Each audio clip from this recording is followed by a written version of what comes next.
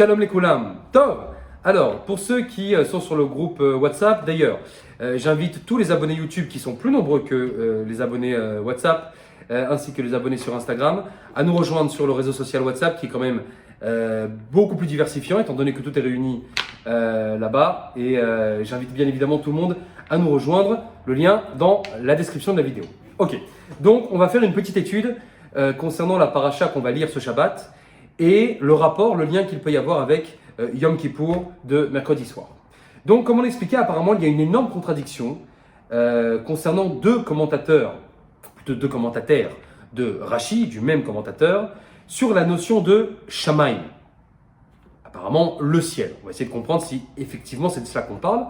Dans la paracha de Haazinu, lorsque Akadosh Baruch Hu prend à témoin le ciel et la terre, Rashi nous explique que la raison de ce choix, c'est parce que le ciel et la terre sont éternels et donc pourront attester éternellement de la bonne ou de la mauvaise conduite d'Israël.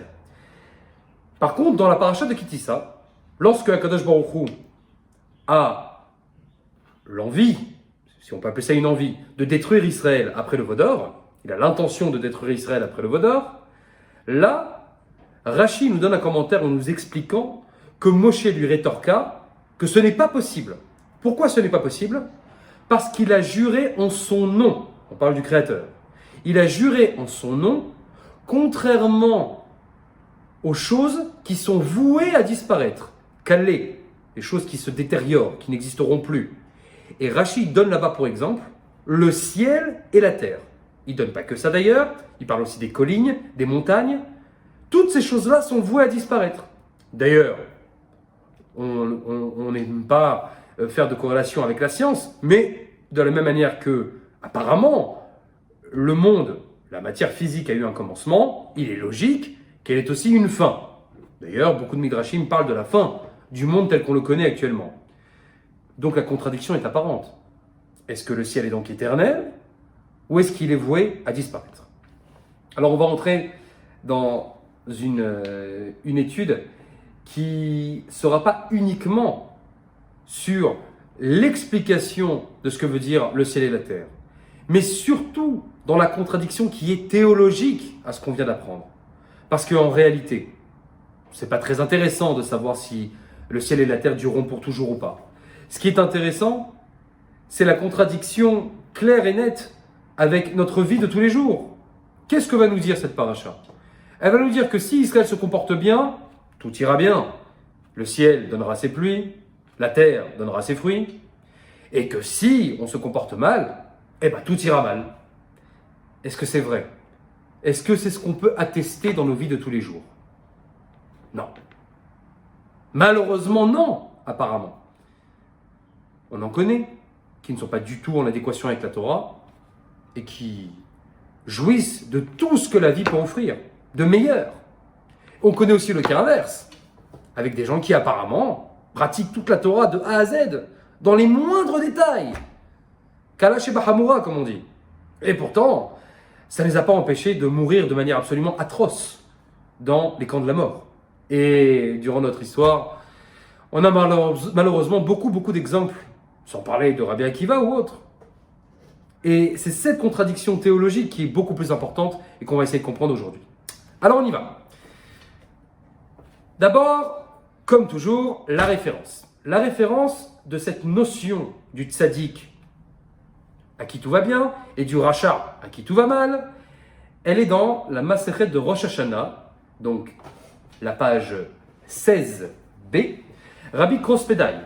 Rabbi Krospedai, il affirme donc que les tzaddikim seront inscrits dans le livre de la vie, c'est ce qu'on va lire donc à Kippour et à Sukkot, alors que les Réchaïm, eux, seront inscrits dans le livre de la mort apparemment. Et tous les commentateurs, Ashkenaz, même séfarades, rugissent d'insolence en disant « Mais qu'est-ce que c'est que cette histoire ?» Évidemment que non. On le voit bien que ce n'est pas vrai. On voit bien des tzadikim qui se font détruire, que ce soit au niveau de leur santé, au niveau de leur parnassa, à tous les niveaux. Et on voit des Réchaïm, de grands Réchaïm, même en termes de criminalité. Je ne parle pas seulement de gens qui ne sont pas respectueux de la tradition divine. Je parle même dans la criminalité. Les voleurs, les mafieux, les assassins, ceux qui sont dans la drogue. Apparemment, tout va très très bien. Ils ont les plus beaux appartements, les plus belles voitures, les plus beaux enfants, les plus belles femmes. Ils ont tout ce qu'il faut. Ce qui va nous intéresser aujourd'hui, ça va être la vie de Tosfot. Alors évidemment, il y a un océan de commentaires. Chacun va expliquer à sa manière. Et ce qui va nous intéresser aujourd'hui, c'est celui des Tosafot. C'est sur la page de la Gemara, vous verrez là-bas. En réalité, et là, ça va être très difficile à accepter, c'est que les Baalei Tosafot, donc pour ceux qui ne le savent pas, on parle des petits-enfants de Rashi, donc il y a plus de 1000 ans, les élèves de Rashi, les petits-enfants de Rashi, expliquent non. Toute cette notion de livre de la vie, de livre de la mort, en réalité, cela concerne, vous allez me détester, le Olam Haba. Ah là là, le Olam Haba. Donc tout ça pour un monde qui apparemment est à venir. Donc, la notion de après moi le déluge, elle prend tout son sens aujourd'hui. Ok, bon. Donc ça veut dire qu'en réalité, je peux profiter de la vie, manger tout ce que j'ai envie, faire tout ce que je veux. Olam Haba, on verra quand on y sera, si ça existe. Quelle preuve avons-nous que ça existe? Est-ce que ça existe, Birlal? Alors on va essayer d'expliquer qu'est-ce que c'est que cette histoire de Olam Haba. Est-ce que c'est un monde futuriste? Que veut dire le mot Olam Haba? Le monde qui vient. Donc c'est quoi? C'est spirituel? C'est après la mort? C'est après le Mashiach? C'est quoi? C'est Triatami? Qu'est-ce que c'est? Quelles sont les notions de Olam Haba? Beaucoup de gens en parlent. On entend tout le monde en parler. Mais nous, en tout cas chez l'Achlecha, on ne se laisse pas berner par les beaux discours. On veut la référence. Qui dit quoi? Quelle est cette notion? Qu'est-ce que ça veut dire, Bichlal? Et surtout, en quoi ça me concerne? Si ce sont des notions qui sont pour après la mort, mais je m'en fiche complètement, parce que moi je suis vivant. Qu'est-ce que ça peut me faire de ce qui se passe après la mort? Je m'en fiche. Et vous croyez que je suis insolent quand je dis ça? On va le lire. Allez, on y va. Rambam, Perek Relek sur Sanhedrin. Alors le Rambam, il va parler de la notion du Sachar Veonesh, la punition et la récompense. Il va dire des choses très choquantes. Vous avez l'habitude chez l'Achlecha à être choqué, mais très importantes. Je l'avais dit sur le groupe dans un audio que j'avais expliqué avant Rosh Hashanah. Je ne l'avais pas publié. Là maintenant, on va pouvoir publier la référence de ce que j'avais dit.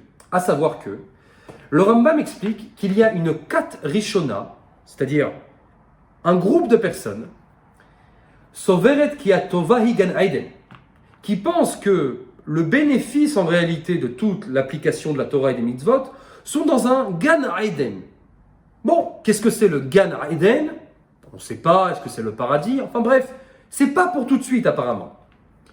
Vechi hu makom sheochlim veshotim bo mibli amal haguf vebli yegia, un endroit formidable où on n'a pas besoin de travailler, où tout arrive en abondance, rien qu'en demandant. Et c'est ce que beaucoup de gens pensent. Voilà ce que nous dit le Rambam. Et sans vouloir les critiquer, le Rambam va dire, bon, ceux qui pensent ça, ils trouveront les références de ce qu'ils pensent dans Chazal. Celui qui ouvre la Gemara, il peut apparemment trouver ce genre de références. Mais le Rambam va maintenant expliquer toutes ces notions. Gan Eden, Olam Haba. Mais qu'est-ce que ça veut dire? En quoi ça me concerne aujourd'hui? Le Rambam va donner l'exemple d'un enfant. À un enfant, on va lui dire, si tu te comportes bien, si tu fais tes devoirs, eh ben, je vais te donner une sucrerie, un bonbon. L'enfant grandit et le bonbon ne suffit plus. Alors, on va lui promettre le vélo. L'enfant grandit, il arrive à l'âge ado, et là, ça suffit plus le vélo. Et il faut quand même qu'il aille à l'école. Il faut qu'il aille à la yeshiva, il faut qu'il aille faire ce qu'il a à faire. Et là, on lui dit, bon, je t'achète la Xbox. Je t'achète le iPhone 17X Plus Pro Max QZ. Bon, c'est la carotte. C'est la carotte. Mais à arriver à un certain niveau de maturité, ce que nous dit le Rambam, si l'enfant n'a pas compris ce principe que nous disent les Chachamim dans Avot, la Mishnah de Avot, c'est que Srar Mitzvah, la récompense de la mitzvah, c'est la mitzvah en elle-même. Arrête de chercher les récompenses, la voiture, la BM, la Mercedes. C'est pas pour ça que tu dois pratiquer la Torah et les mitzvot. Tu dois pratiquer la Torah et les mitzvot parce que ce sont des codes moraux, c'est pour devenir quelqu'un de bon. Parce que c'est le émet, comme nous dit le Rambam. Parce que la réalité, c'est que nous sommes là uniquement pour faire du bien autour de nous. D'abord pour nous-mêmes, pour notre intégrité, notre joie personnelle, notre réalisation personnelle, mais aussi pour notre entourage. La mitzvah, elle n'est là que pour nous permettre d'être des gens meilleurs, d'être la meilleure version de nous-mêmes. C'est ça la récompense. C'est ça la joie intérieure d'avoir pu aider quelqu'un qui est dans le besoin, d'avoir pu enseigner quelqu'un qui ne connaît pas, d'avoir pu éduquer un enfant. Mais est-ce qu'il y a un plus grand bonheur que l'autosatisfaction? C'est ça, en réalité, la récompense. Ah, mais alors pourquoi les Chachamim ont parlé de Olam Haba et de Gan Eden? Alors va nous dire le Rambam, c'était pour encourager. Parce qu'à une certaine époque, et ça on l'avait dit aussi dans l'audio, toutes ces notions de Olam Haba n'existent pas dans la Torah. Même le terme Olam Haba n'existe pas dans la Torah. Les Chachamim l'ont enseigné plus tard. Mais parce qu'à une certaine époque, à une époque où le Beth Amikdash est présent, mais la seule récompense de pratiquer Torah et Mitzvot, mais c'est faire d'Israël une puissance économique énorme. Il n'y avait pas besoin de promettre une récompense. Mais la pratique, de manière constitutionnelle de la Torah et des Mitzvot, ça a créé un mouvement moral, une constitution morale, une société morale, comme nous dit le Rambam dans le Moreh Nevuchim, chapitre 31, pour celui qui voudra, dans le 3e Chélek. Et il était évident que la pratique de la Torah et des Mitzvot permettait à ce paradis terrestre. Mais étant donné que nous n'avons plus ces notions-là, enfin nous n'avions plus, on les a aujourd'hui, mais nous ne les avions plus, eh bien il a fallu mettre une carotte. Il a fallu dire à tous ces gens, bon, même si tu ne comprends pas vraiment pourquoi tu pratiques la Torah et les mitzvot et que ça t'embête et que ça t'enquiquine, bon, t'inquiète pas, le monde futur, tu seras récompensé. Attention, nous ne sommes pas en train de dire que les Chachamim se sont moqués de ces gens-là, mais c'est qu'ils ont utilisé des notions qui pouvaient être compris comme ça ou comme ça. Libre à chacun de comprendre comme il veut. Celui qui veut avancer avec la carotte, bon bah il avance avec la carotte, c'est dommage pour lui. Mais s'il s'attend après la mort à recevoir un paradis, oh là là, avec toute la Torah et les mitzvot que j'ai fait, alors, c'est quoi la récompense? Et qu'on va lui dire, c'est triste que tu attends encore une récompense à ton âge. Mais bon, qu'est-ce que c'est le Olam Haba? Rambam nous explique, c'est la maturité d'esprit qui consiste à comprendre que la vraie récompense des mitzvot, c'est le plaisir, c'est la joie, c'est l'autosatisfaction d'avoir fait le bien. Et le Rambam finit en disant que c'est toute la différence entre nous et le règne animal. Le règne animal ne s'occupe que de son bon plaisir et il n'en a rien à faire des autres. Nous avons les capacités, le pouvoir de rendre heureux autrui et c'est ça qui va nous rendre heureux. On continue.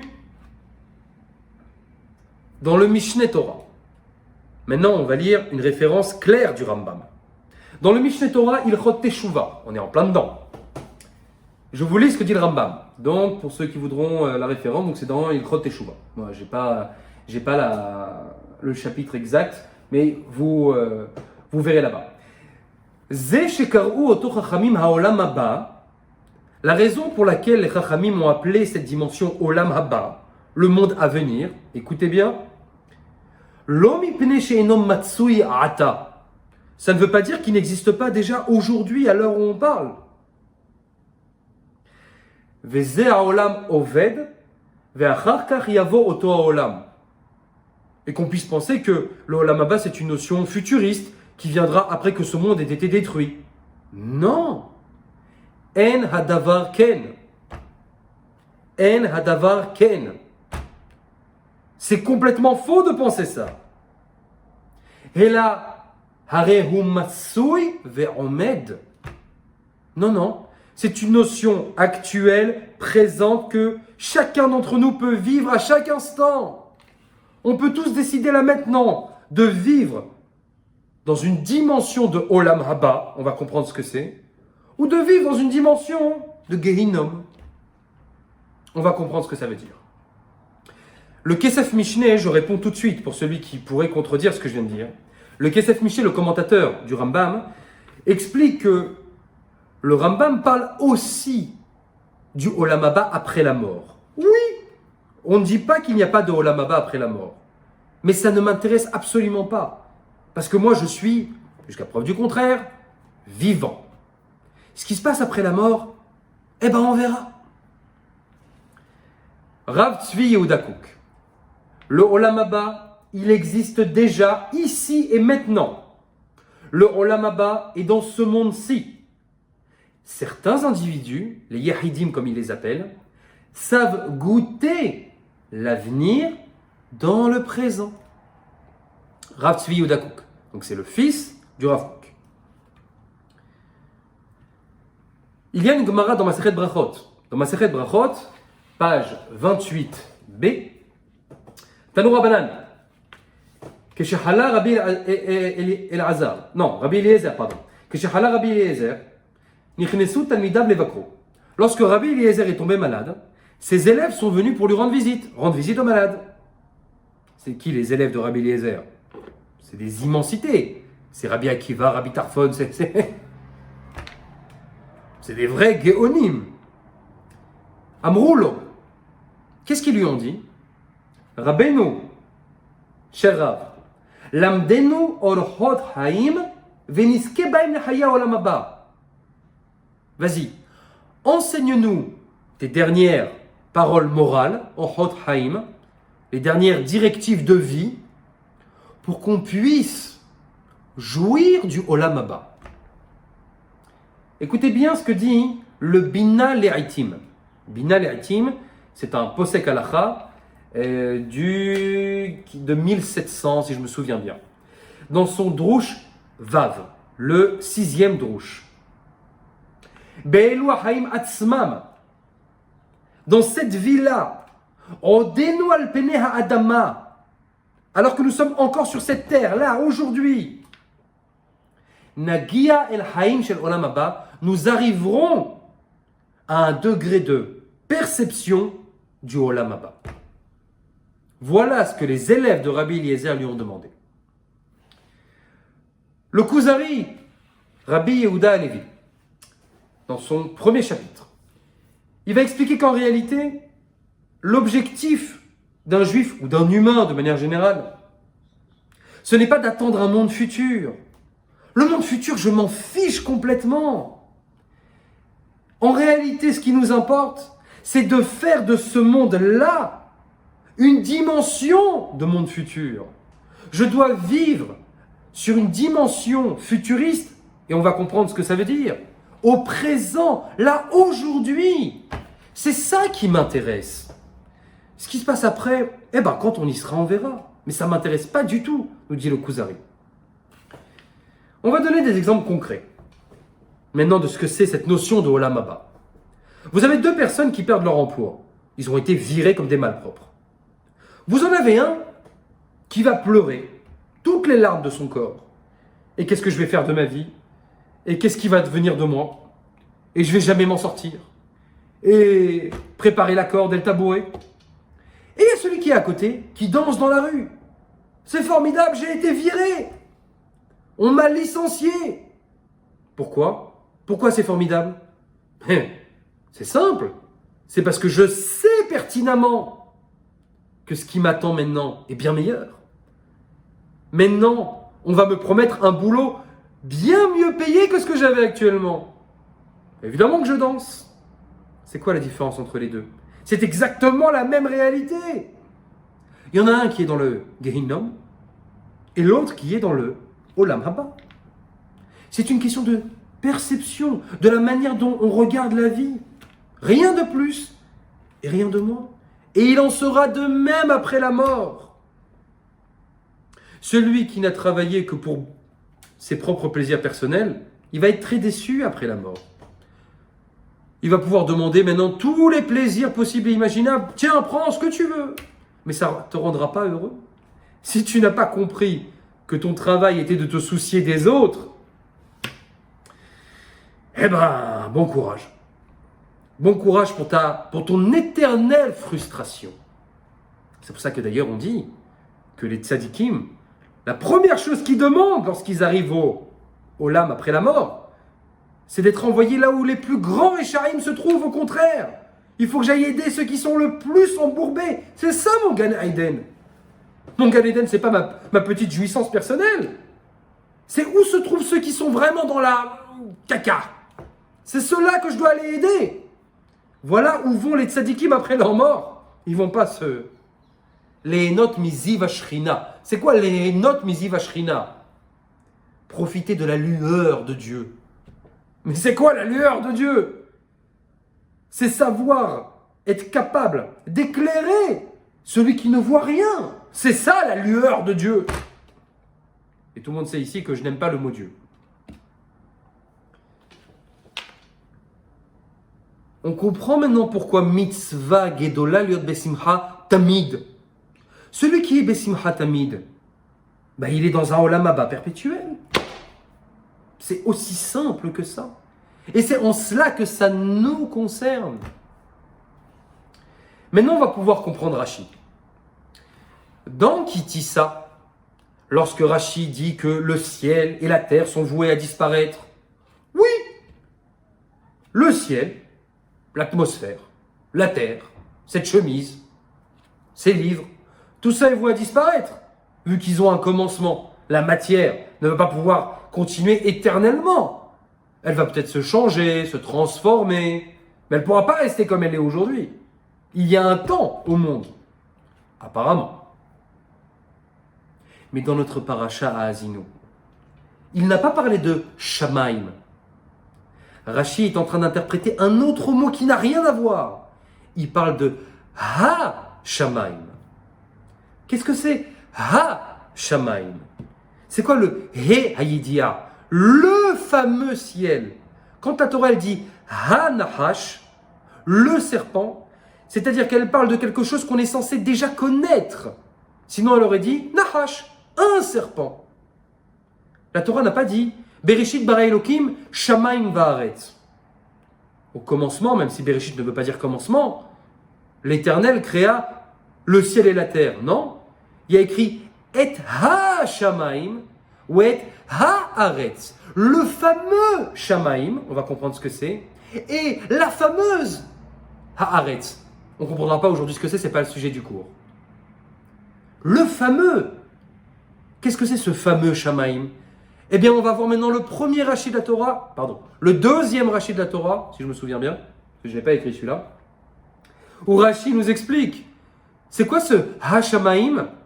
Eh bien, c'est quelque chose qui est fait de Esh et de Maïm, de feu et d'eau. De feu et d'eau. Écoutez ce que dit le Rabbeinu Yitzhak Abarbanel. Il est très sévère.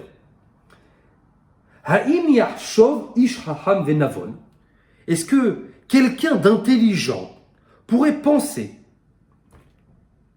Halashlemim ha'ele sheyomru shehayu hashamayim habilti nifsadim hem murkavim mi-esh ve'mayim? Est-ce que quelqu'un de sensé peut penser que le ciel, l'atmosphère, soit fait de feu et d'eau, qui sont deux contraires? Biyotam hifrim.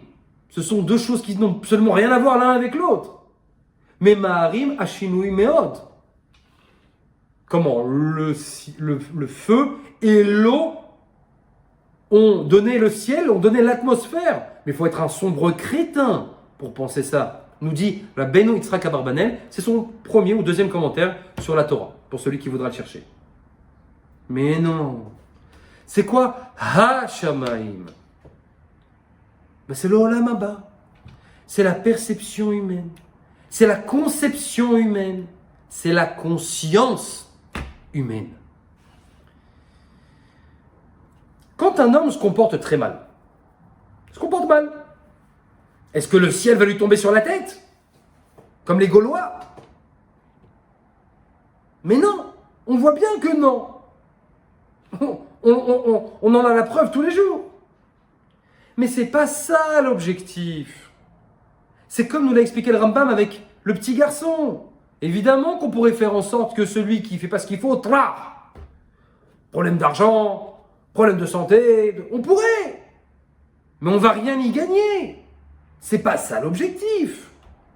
L'objectif, c'est qu'il prenne conscience de ses erreurs, qu'il soit adulte, mature, qui ait un petit peu moins d'égoïsme et qui puisse penser à sa femme, à ses enfants, à son entourage. C'est ça qu'on cherche à raisonner chez lui.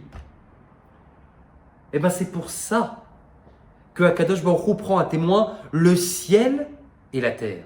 Pas le ciel. Il prend à témoin notre conscience morale. Parce que peu importe les choix d'un homme, même s'il veut faire absolument tout ce qu'il veut, il ne pourra jamais se débarrasser de ses remords, de sa culpabilité. Ça le ronge.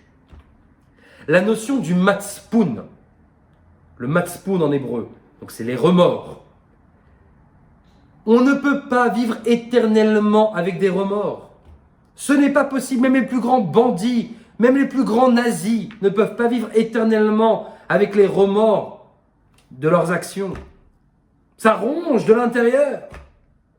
Un homme très riche, il a acquis vraiment tous les dollars de la terre. Mais il sait très bien comment il les a acquis. Il a fait du forex. Ou alors, il a promis des diamants qui ne sont jamais arrivés. Il a vendu de la drogue. Il a fait perdre une action en bourse qui savait qu'elle allait s'écrouler. Alors, il y a plein d'argent.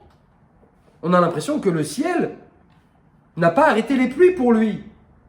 Mais en réalité, à l'intérieur, il ne peut pas vivre avec les remords.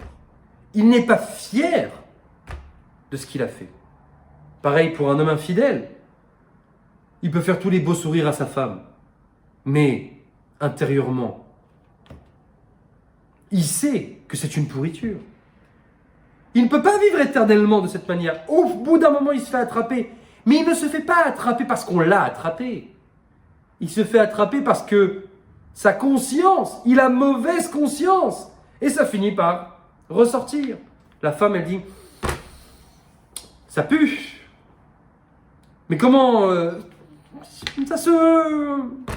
Ton Shamaïm me le crie. Mais tout l'inverse. Un homme intègre, honnête, loyal, fidèle, courageux. Il n'a pas les millions en banque, peut-être. D'abord, il n'y a pas de raison qu'il ne les ait pas, les millions en banque. On lui souhaite d'avoir les millions en banque. Mais même s'il ne les a pas, mais il est heureux. Il est fier de ce qu'il a. Oui, il mange que du thon. Pour commencer, parce que commencer un business, c'est très dur quand on est honnête. Il n'y a pas de business comme ça en 6 mois. Quand on est honnête, ça prend 5 ans. Minimum. Et au bout de 5 ans, mais il a fait son premier petit client. Ça lui a rapporté 100 euros, 200 euros, mais il danse de joie. Parce qu'il l'a fait de manière intègre, propre, honnête. Sa femme est fière de lui. Ses enfants sont fiers de lui. Ça n'a pas de prix. On comprend maintenant cette paracha. C'est cette conscience morale qu'on appelle Hashamaim, qui peut être bonne comme mauvaise, qui dépend uniquement de notre adhésion ou de notre non-adhésion à la morale divine, comme le dit Rashi, qui, elle, restera valable pour toujours. Shana Tova, Umvurachet.